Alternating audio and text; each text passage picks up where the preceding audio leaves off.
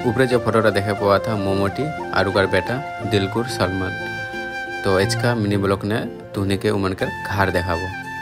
तो चला तो हानि के स्टाफ रूम से किंतु उमन के घर बेसी दूर नहीं के मात्र 1 मिनट लगे जाए और देखे पावा था रोड केमन पानी ने भीज गए और हानि के रूम किंतु आदे पिछवानी इटा। तो गुआनी जे घाटा देखा पावा था वो घर के अपोजिट साइड किंतु घर 1 मिनट लगे जाए। तो चला देखावा थी तुहनी के।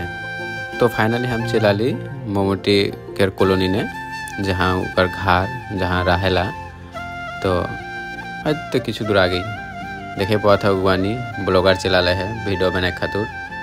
वीडियो बनावत है मैंने एक्चुअली आगे से ही जहाँ मैंने वीडियो बनाते हैं उठाई लगे मोमोटी के हाउस। एक्चुअली मैंने मोमोटी के हाउस नहीं आला है ब्लॉग करे खातिर। तो यह लगे ऊपर घर और एक्चुअली इतना मैंने खूब कमे रहे ना अन्य घर है এটা একটু দূরে হয় মানে 5 মিনিট লাগে ওনা से যাইলে।